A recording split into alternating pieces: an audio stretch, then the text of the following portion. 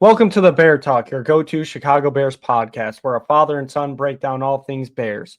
From Soldier Field to Sunday Showdowns, I'm your host, Dylan Weaver, and I'm joined here with my dad. There we go, Dad. A nice win. You know, we could be in Vegas right now having a couple of drinks, heading to the casino, having a good time, but it's all right. It's a win nonetheless. Still fun to watch. One of them that gets your stomach going at the end of the game, but hey, a win's a win. They found a way to do it. Wasn't pretty, at least for the offense. Defense played a great game, but just give me your instant reaction, your instant thoughts after watching a game like that. Wow, baby. What a game. What a gosh darn game. That defense, I know the run game, we got to work on the defense there, but Tyreek Stevenson, Kevin Byard, holy cow. I mean, they came in clutch when you needed them. And then Don't I think the one thing is the last possession of the game, very methodical down the field. That you knew it was on the clock. Ben Johnson knew it was on the clock, and he marched them down there, kind of like he did third quarter last game, to eat up all that time. But just the way he planned that last drive of the game to go down the field. Now, granted, the Raiders get the ball back, they're going for a field goal, and the defense comes up again with a block punt. But uh, what a game! I mean, there's a lot to talk about. Tale of two halves, some uncertainty and some more impressive on the build process there with the whole team. But we're 500, baby. I mean, it's all that that's all matters. that it is. And It we're is going all into the bye week. you're gonna have games where they're not pretty, but when they're not pretty and you can find a way to win them, it feels good. And like I was saying from the top of the show, as a Bears, not even for Bears fans. Let's just think about the players for an instance. When you're going into the bye week 2-2 instead of 1-3, that can change a lot. And you know where I want to start off with this? I want to start off with that blocked field goal at the end of the game, and they pan to Ben Johnson, and we finally get to see some emotion out of him. Fist pumps. He's dropping a couple F bombs. Let's fucking go. I mean, he was fired up, especially a road game nonetheless.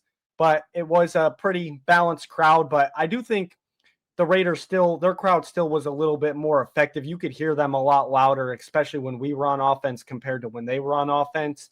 But it was great to see some emotion out of Ben Johnson. You know, he's always got that stoic look on his face, all business. There's no funny business with him, but it was good to see him let out some emotion. And hopefully we get a locker room video this week after a win too, and see what that sounds like, because it's got to feel good.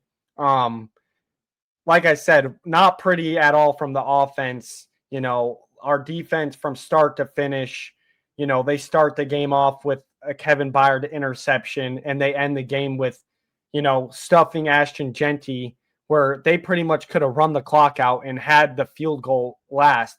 Where in reality, if Carlson, the Raiders kicker, would have made that field goal, we would still have like 35 seconds and two timeouts to go march down the field and try to get our game-winning field goal. And with two timeouts, that is a lot of time. So props to them for, if he did make it, they still would have technically done their job per se. I don't know if it'd be 100%, but you end it with a blocked field goal. And I mean, if we would have lost this game with four turnovers, our defense creating four turnovers, and by the way, all those turnovers were in their territory, where I think we only got a total of 6 points off of that, which is something that needs to be fixed. But wow, man, I think the defense just deserves all the credit. I think we should just start there. Three defensive starters out once again. Technically four with Jalen Johnson, even though he's on IR. He's going to be probably out for the rest of the season. There's a chance we get him back, but no TJ Edwards again, no Kyler Gordon, and no Grady Jarrett. And then, like I said, no Jalen Johnson. When we get these pieces back, this defense is going to be humming. They had that one bad game against Detroit, but I wouldn't even consider week one either of them, the defense having a bad game. The offense just wasn't helping them out that game. This defense is going to be good when all the pieces are there. And now we have this bye week coming up. And all the injured players should these aren't long injuries. They should be able to be ready to go when we head to Washington on Monday night for a rematch for what happened last year. And you couldn't be more excited. Found a way to get to 500, and just shout out to the defense. They played their butts off today, and I know Ashton Genty, he did have 3 touchdowns. I would say for the most part though, outside of that 7-yard run, we did contain him. The other touchdown he had was like on the 2-yard line. A normal running back's going to score there, and he did have that one reception. Once again, it was like 3rd and goal. He caught it right on the goal line pretty much and scored. But for the most part, I do think we did contain him. Obviously, 3 touchdowns is massive, but I think for the most part, we did contain him outside of that one big run. So we got to tighten up the defense. My only thing for them is just tighten up that run game. I think that's really where they need a focus going into this bye, is figuring out how we're going to shut down opposing teams running the ball down our throat, because it's that's the one concern I see on that defense. Yeah, I think you're 100% right on that. And we were worried about that before the game. Ashton Genty hasn't had a breakout game, and then all of a sudden here he is. You looked at the stats in the game, and I think for the first 3 weeks, he only had like 99 yards, and then this game comes out and betters all those. Now, one thing I would like to talk about before the game, I picked my defensive player of the game, Tyreek Stevenson, 2 weeks in a row. He's turned the page from last year. I think we can say he is disciplined and focused, and he is playing. So super excited about him. And I know you were talking a little bit about the emotion of Ben Johnson there before you got into your ramble on the defense. What about the emotions of Ben Johnson after halftime with the reporter on the sideline? You know that's going to be a topic all week long. But I just love the way he handled that reporter and basically said, let's just stick to football, right? There's some things we got to change, we got to clean up. But he is something special, that Yeah. is for sure. He ain't gonna let anybody walk over him, and you love to see it. I respect the reporter in the beginning. She asked, "Hey, the offense struggled the first half. What kind of things are you willing to do to fix it?" He answered it respectfully, and then she wanted to end it with, "Yeah, you need to change something fast," like pretty much. And it's like, okay, let's get a little bit of respect here. It's a 1 possession game nonetheless, 5 point game at halftime, 9-14, and you're over here like it was just very unprofessional of her. And I'm glad Ben Johnson gave her a little stare down. I mean, she deserved it. And you're right, it probably will be a main thing, a main talking point all week. And it was just funny. It was funny too, just on the Ashton Genty, how we were just talking about him too. The headlines probably would have been Ashton Genty with this week, but you know how it is. You win and lose, and it can flip who the headline's going to be about. And props to him though. He did play a great game. He showed his hard running ability that he does have. He's not an easy guy to bring down, but there was multiple times where the Bears did need to bring him down, like that one time too. They went for it early, 4th and 1. Andrew Billings swims their center, knocks the ball out, fumble, and then right there at the end of the game too, 4th and 2. I'm pretty sure they got a loss of a yard on that play. And every yard matters. Maybe if that's a yard up, maybe they get the kickoff and hit that field goal. You never know. It's a game of inches, and like I said, I just think the defense really rose to the occasion this week, and helped out our offense. That until the second half, it was really slow sledding for them. Um, I just I don't have enough. I don't have enough praise for this defense. They're with all the injuries. I feel like they're playing as good as they can be, and especially too, I feel like we've been overlooking him for a while.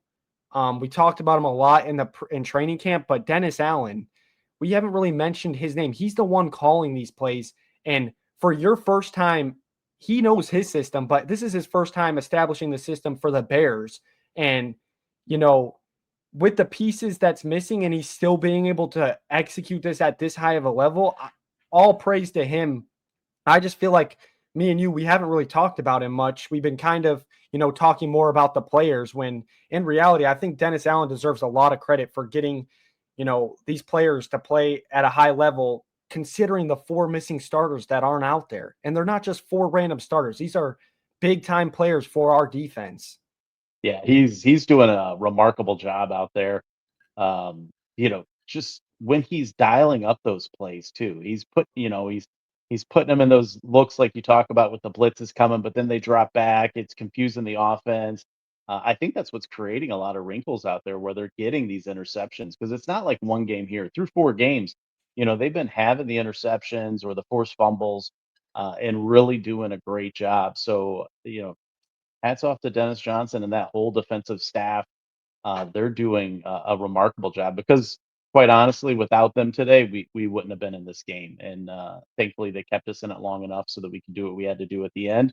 And then ultimately, the special teams unit comes out there. Josh Blackwell comes out, blocks the punt, and the rest is history going into the bye week. So it's super exciting. Yeah, and before we hop to the offense too, just while we're on special teams with the blocked field goal, shout out to Cairo Santos. Huge day from him. Week one, he was getting crucified. You're seeing all these other kickers kick 60-yarders, no problem. And everyone's like, why can't we have a kicker like that?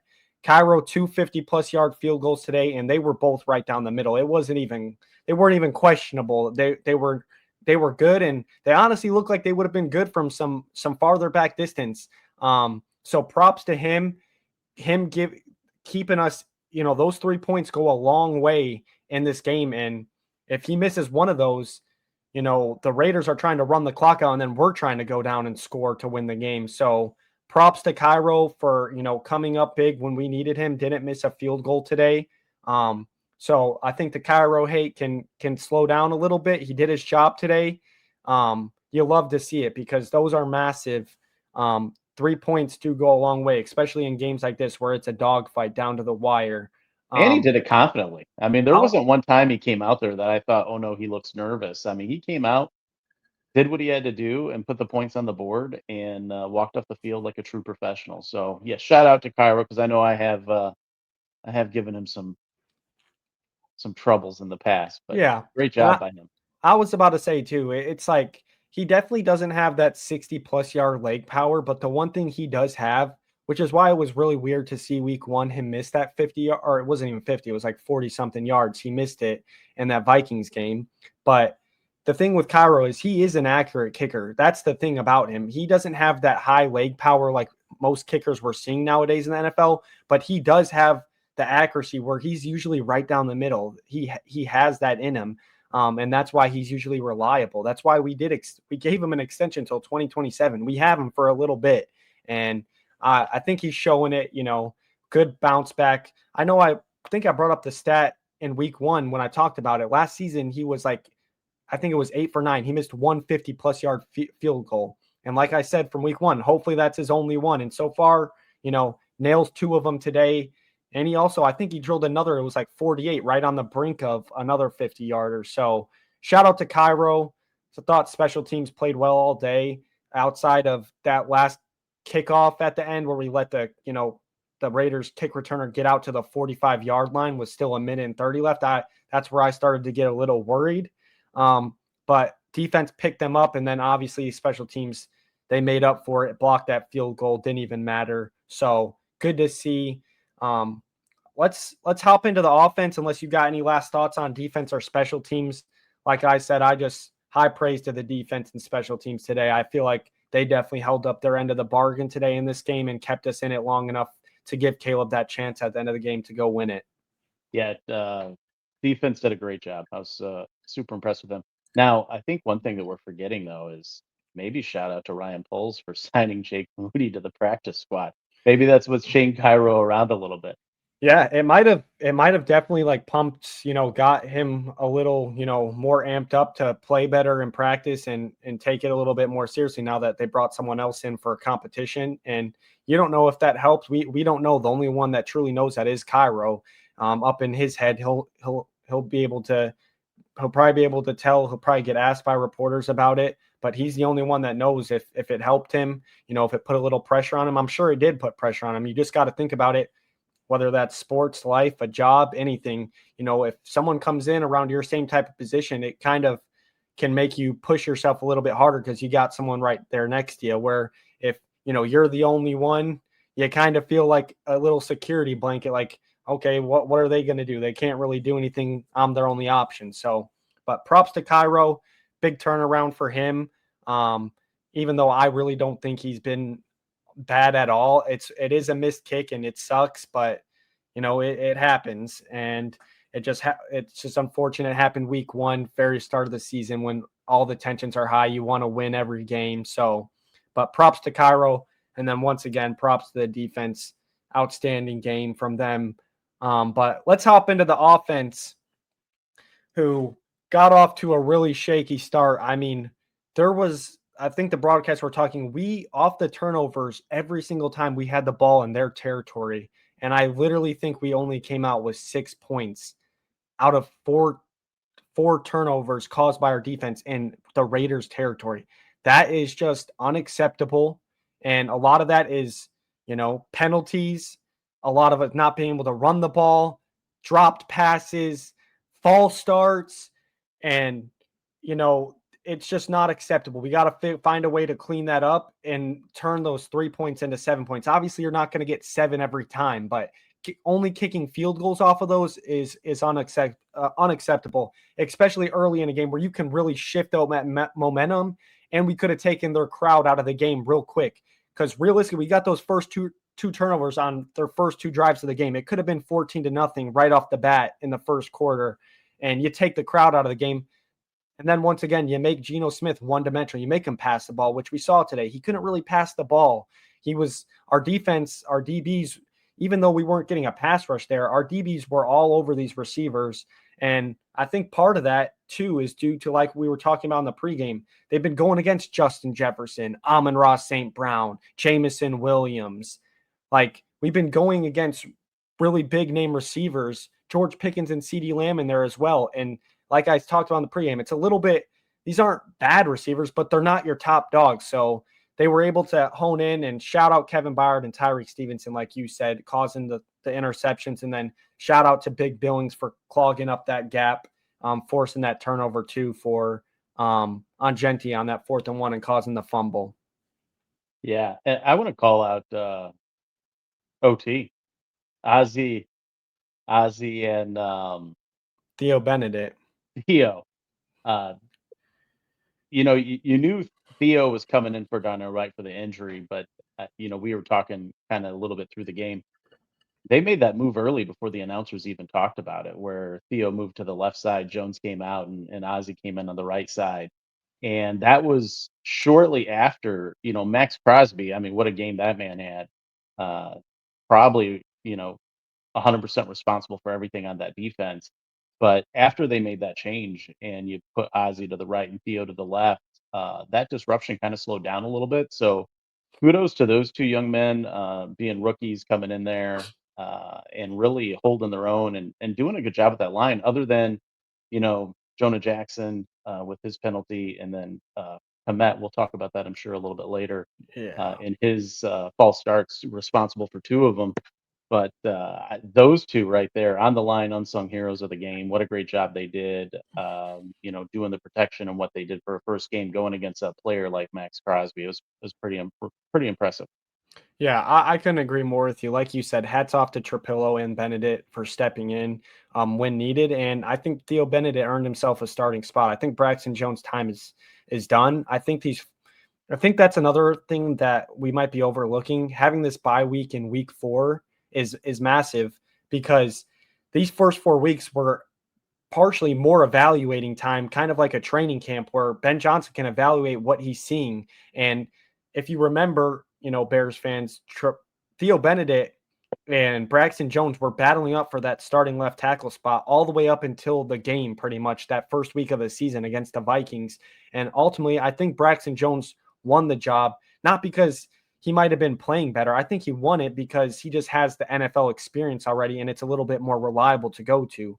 But with Ben Johnson pulling Braxton Jones out of the game, and putting Theo Bennett over there, and then Tripilo back on the right tackle, that tells me all I need to know, that Braxton Jones coming out off this bye, he's not going to be the starter. It's going to be Theo Benedet over there. And props to him.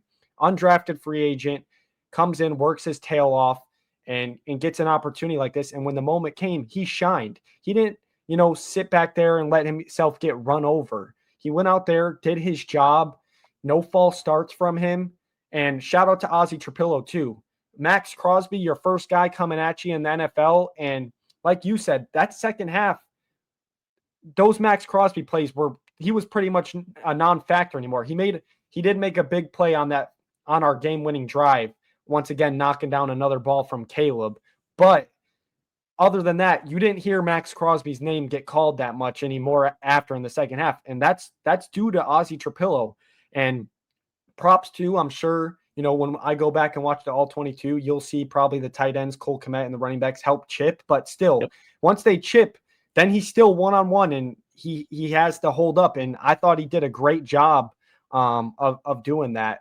I kind of want to turn, before we kind of talk a little bit more about the positives, I do want to talk about kind of two key points where I think are some negatives on this offense right now. And maybe you can add in any negatives that you saw today, but you probably agree with what I'm about to say. First off, the running game through 4 weeks, still a problem. Figure it out. It needs to get figured out because we need a running game to help Caleb and help the offense. You can't be a one-dimensional offense in today's NFL.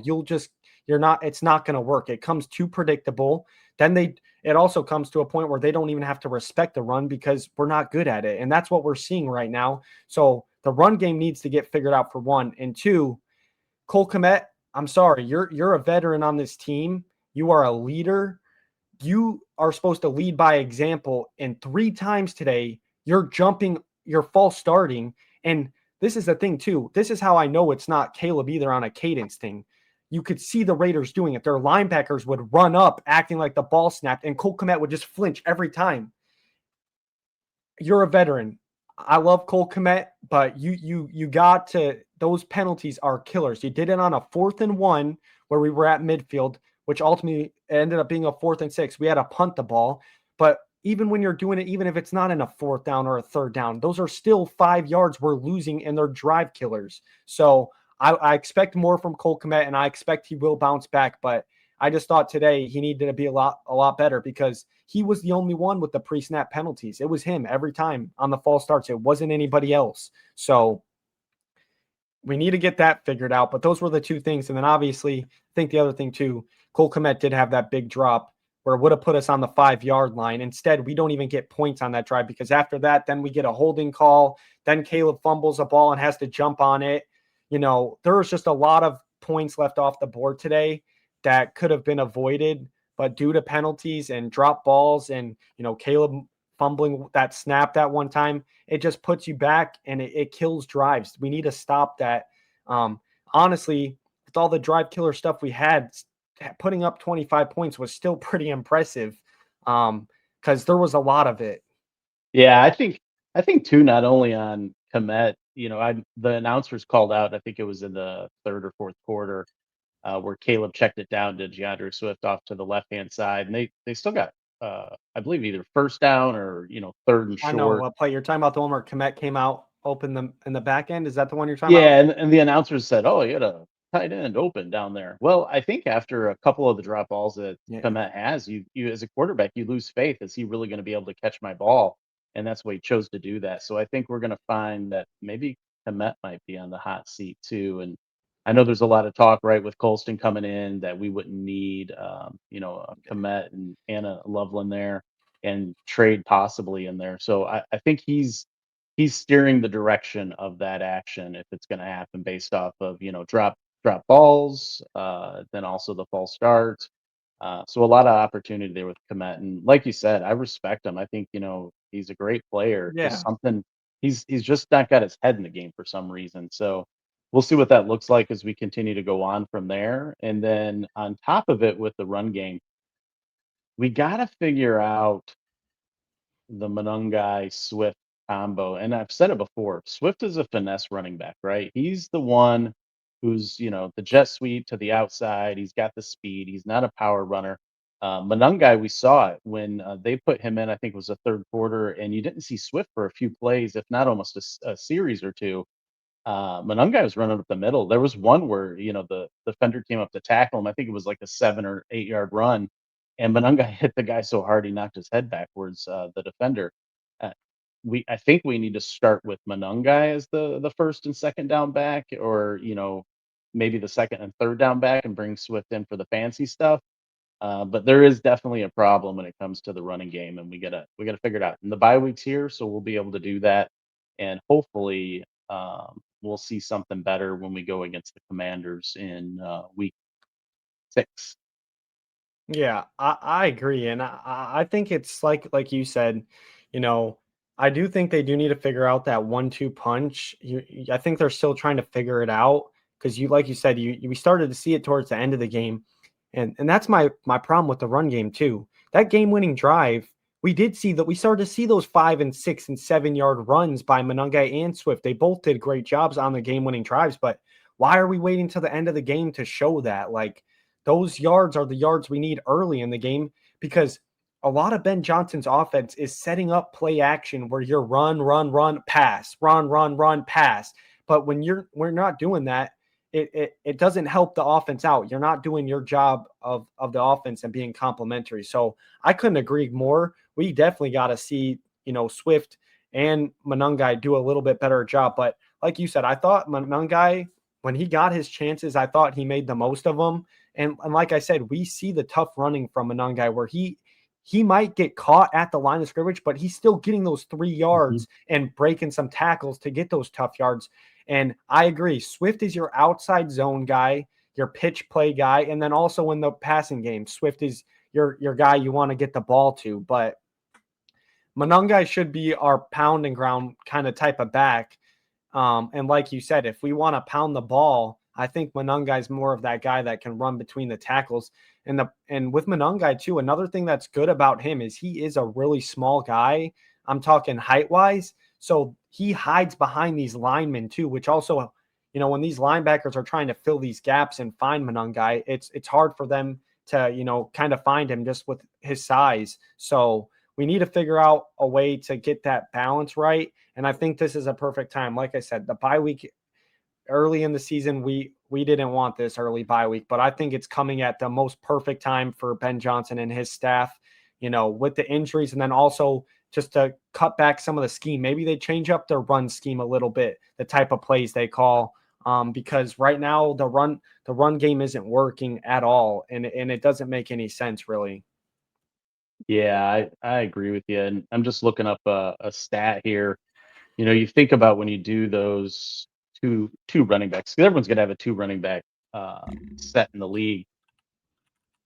They're both weigh 205 pounds, right? So there's not much difference between Mungungai and Swift, other than experience. And obviously, one's I think a first or second round pick with Swift, and then you got Mungungai as a seventh round pick.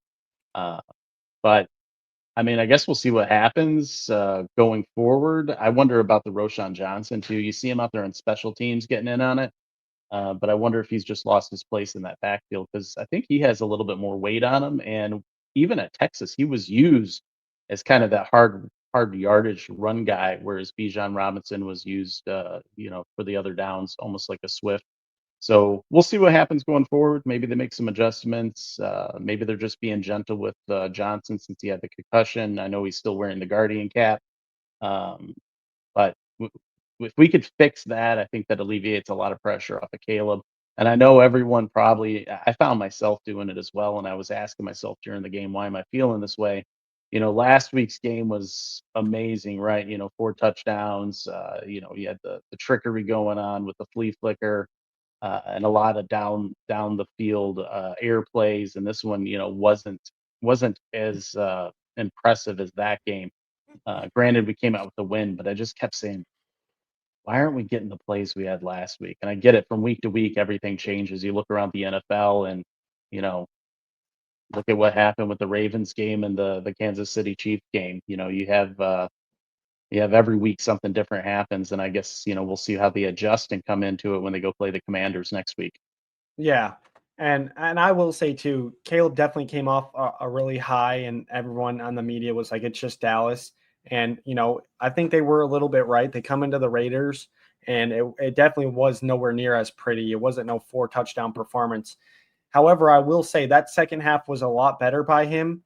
And I think we started that credit to that is due to like what we already touched on with Tripilo and Benedet. Once they got in there, we started to see a lot more cleaner pockets, less pressure. Caleb having time to deliver the ball because those first two drives, we immediately both text each other. Yeah, Max Crosby's going to be a problem. I mean, it was every play he was in the backfield tipping balls. Like it really wasn't pretty at all in the beginning. And then obviously too with the drop balls, but since we're talking about Caleb, I'll just run through the stats real quick for the offense. Caleb Williams was 22 for 37 today, 60% completion percentage, 212 yards, one touchdown, one interception. And then the running game, doing some quick math in my head, 56, 69 rushing yards on, it looks like 26 attempts. So not great. DeAndre Swift averaged 2.7 yards a carry. And kind of like you said, our eyes are seeing it and the stats are reflecting it too. Kyle Monangai, 4 carries, 19 yards, 4.5 yards a carry. So what our eyes were seeing with it, where it looked like he was getting a little more chunk plays. And it's honestly shocking. I thought he got more than 4 handoffs, which is a little weird, but we need to give him the ball a lot more, like you said. There, but you got to find a balance in there. Caleb Williams had 8 rushes for 13 yards, and then the receiving, it looks like Roma Dunze again led us. He had the touchdown. He also led us in yards with 69 yards. Cole Kmet probably would have been right at that 62. He was at 46, but he did drop that ball, which that was like a 20-yard ball, and he dropped it. And it could have, with Cole Kmet too, he's that big body. He had one guy to beat for a touchdown. We've seen him break those tackles before and extend that ball. He's got that big frame. But just got to catch the ball first before you worry about doing anything else. But it was pretty balanced. DJ Moore, 38 yards. Alameda Zacchaeus, 41 yards. Ball was spread out once again, like we saw last week. Just the numbers weren't quite as high, which he was. He was still 60 yards off, but the completion percentage did take a little bit of dip, about 3%, I believe, from last week. So definitely, like I said, I think the second half, though, was a lot better. And I know Caleb didn't play. I am a Caleb guy, obviously, but I will say, last year he had so many should have been game winning drives, but with bad time management, the defense not holding up, he didn't ever get those. I think this was legit his actual first game winning drive as a Chicago Bear in the NFL. And props to him because he did as bad as offense looked all day. They drove the ball down the field, and he had to overcome. There was a false start in there. I think there was a holding penalty as well. He overcome those and still was able to get that touchdown at the end of it. And props to Ben Johnson too. When you need your most important plays, you need your best drive. Where does it come? It comes on the last drive of the game to go win it. So I will say the offense definitely finished on a high note, and so did Caleb Williams. But we need to see it be better. I'm definitely not. This definitely wasn't a great. I wouldn't even know if I would consider it good. I think I would just say it's right about average. Like honestly, it was a lot of highs, a lot of lows. And I think we didn't get to see many explosive plays this week. It's just due to that pass rush. It was getting to us, and those explosive plays take a lot more time to develop downfield. But I thought for the most part, like I said, I think the second half, Caleb, you started to see it because he started to get the ball out a lot faster. He was making the right reads. The first half, it did look like kind of frantic where he was kind of looking around like he did his rookie year. But like I said, that's probably due to Braxton Jones and Theo Benedet initially on Max Crosby and all that pressure. And then, like we said, we didn't see as much pressure in the second half. And that's all props to Tripilo and Benedet for holding that down, which was really cool to see. So definitely not the best day from the offense, but still a win's a win. We knew we needed it. When you have 6 starters out on your team and you can find a way to win a game, that's what it's all about. So we'll take it nonetheless. Absolutely. And all I got to say is go Bears, go bye week. Let's get it all fixed. And then we go into the Commander's house, and hopefully we pull a good win there. I think we should be able to do that, which would put us in really good run, like you talked about, of the next couple of games coming up that we should be able to win and get that winning loss record on the right side of the track. But it could be a lot worse, right? We could be 1-3. Instead, we're 2-2, which is really good. We probably should really be 3-2. But you know what? We'll get it. can't go back to that week 1 game. But overall, really good game by the Bears. Wasn't sexy as they say, but a win's a win, and we'll take it. Yeah, nonetheless, a win's a win. Like you said, 2-2 sounds way better than 1-3, and the players are going to be feeling that too. Now they're right back to 500. The playoffs are still in sight. It's not you go to 1-3 and it gets a little gloomy. It's where you really got to dig deep. But 2-2, go back. You got 2 weeks off. You got a bye week. Get everyone healthy. Get the game plan ready to go. You have 2 weeks to prepare for the Commanders. And Jaden Daniels, I'm telling you right now, he'll be ready to go for that game. There's a reason they've been sitting him for a little bit. He's going to be there because it's the Caleb Williams versus Jaden Daniels game. Number 1 versus number 2. Yeah, we saw it plenty of times last year. So we just need to keep seeing it, seeing the results. And this was kind of one of those games too by the offense. It's been kind of on that steady incline. This was a game it kind of dipped back, but that's what it's going to be. I know before we hop out of here, we started a thing last week where we kind of gave out game balls. So I'll let you start. Let's start with the defense. I think it's pretty easy. You're going to pick one. I'll pick the other one, but go ahead. Tyreek Stevenson. Yeah, good game by him. And I'll give mine obviously to Kevin Byard, 2 interceptions. Both the first one was still a great play on the ball, but that second one was a crazy catch, making sure both arms are under that as he's diving towards the turf. I'll give mine to Kevin Byard. And, honorary mention to Andrew Billings on that forcing Genti to fumble on that 4th and 1 early in the game as well. But Kevin Byard and Tyreek Stevenson, way to play today. Tyreek Stevenson continues, like you said, he was your kind of breakout player in our very first episode of the podcast that we ever recorded. And he got to a rough start in week 2, but these past 2 games, I mean, man, he's showing, he's probably, if he keeps this up, he's definitely getting paid in this offseason. And him and Jalen Johnson are a perfect staple for this defense. But let's hop onto the offensive side. This one's a little tricky because it wasn't a great day.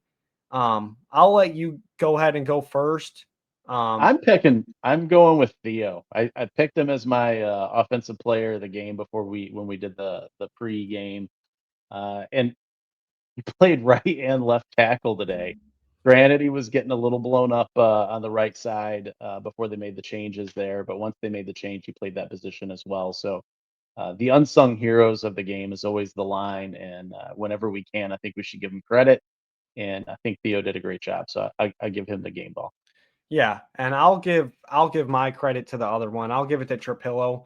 I don't think I want to give it to Caleb for the game-winning try, but the rest of the game wasn't all pretty. So, and I think Tripilo deserves it. Rookie, a 2nd-round pick for us coming in. He might have let Crosby get some pressure, but he didn't give up a sack. And for your first game in the NFL at a right tackle position against Max Crosby. Yeah, against Max Crosby, it was a great game by him. Props to them too. I think they're both deserving of it. But like you said, it was a great week. Finished off the weekend again 2 weeks in a row. That good feeling gets you ready to go for the next work week. But I just want to remind everyone too, since the Bears are on that bye week, I'm going to do a little Ben Johnson comparison so far through 4 games compared to, the last season, just a little bit of a comparison. And I might also do one for the defense as well, just to see where they're kind of at with now having Dennis Allen. But we'll have that episode out sometime next week. I'm going to try to shoot for the middle of the week, Wednesday or Thursday sometime. It'll just depend, but make sure to go in the description, click on our social so you can stay up to date when that video is going to be dropped. And then also make sure to like, comment, subscribe, turn on the bell notifications. That's another way you can get reminded of when the video is dropped and when it gets posted. You got anything you want to add before we get out of here? 2-2, baby. That's all I got to say. 2-2. 2-2 feels good. But that'll do it for this episode. We appreciate everyone for watching. We appreciate the support. But yeah, that'll do it for this episode, and we'll catch you next time. But for now, bear down.